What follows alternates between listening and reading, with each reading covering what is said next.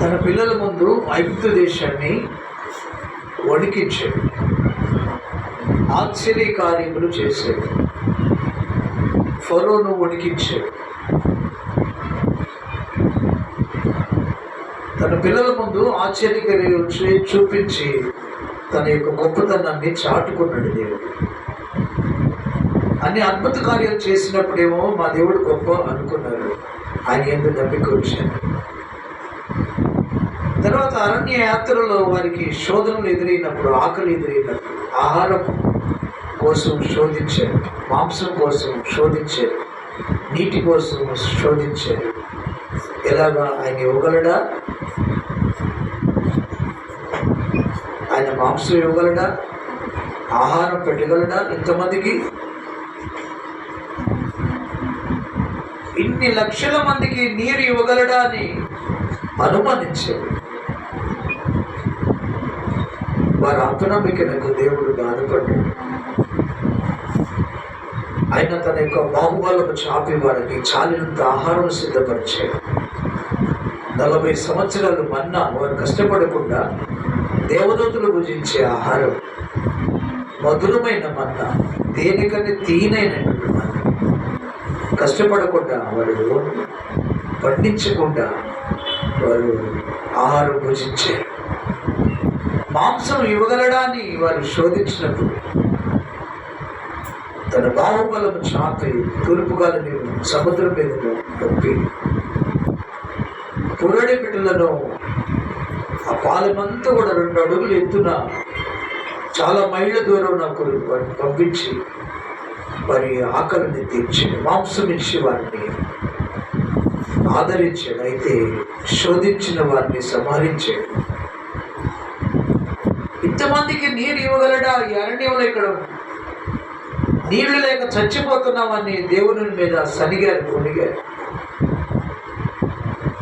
ఆయన మాటతో బండను చీల్చి బండ ద్వారా సముద్రం అంతా విస్తారమైనటువంటి నదులు ప్రవహింపజేసి వారికి దాహమును తీర్చారు. సమృద్ధి అయిన జీవజలాలు ఇచ్చి వారి దాహమును తీర్చారు. బిడ్డలారా, మనము కూడా ఈ లోక యాత్రలో దేవుని యొక్క గొప్ప అద్భుత కార్యములు ఎన్నో చూస్తున్నాం మన జీవితంలో. ఒకటి, ఆయన చేసిన అద్భుతం ఏంటంటే, ఎరగని మనలను వెదకని మనకు ఆయనే వెదికి రక్షించాడు. అన్యులమైన మనను నిజమైన దేవుడు మన ఎద్దకు వచ్చి మనల్ని పలకరించి, మన కళల ద్వారా, స్వప్నం ద్వారా మాట్లాడు, పితరుల ద్వారా మాట్లాడు, మనము కూడా ఆయన నమ్ముకున్నట్లు చేశాడు. ఇది గొప్ప ఆశ్చర్యకార్యం.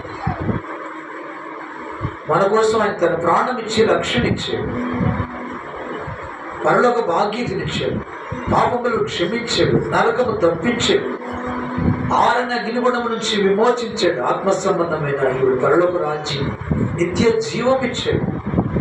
ఆయన నిత్య ఆహారము కదా, జీవాహారం ఇచ్చాడు, జీవజలాలు ఇచ్చాడు. ఇన్ని ఇచ్చినా మనం తీసుకొని కూడా దేవుని శోధిస్తున్నాం. ఒక్కోసారి బాధలు వచ్చినప్పుడు దేవుని శోధిస్తున్నాం, బాధపడుతున్నాం. దేవుడు సిద్ధపరచగలడా? ఈ ఆహారం ఇవ్వగలడా? ఈ ఆరోగ్యం ఇవ్వగలడా? ఈ సమస్యలు తీసివేయగలడని ఒకసారి మనం అల్ప విశ్వాసం అవుతున్నాం, అవిశ్వాసంగా మాట్లాడుతున్నా. అలా ఉండకూడదని, విశ్వాసము కలిగి ఉండాలని మాట్లాడు. నీవు నమ్ముకున్న దేవుడు నమ్మదగిన దేవుడు అని మాట్లాడు.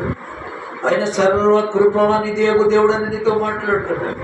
ఆయన నీకు చాలిన దేవుడు అని మాట్లాడు.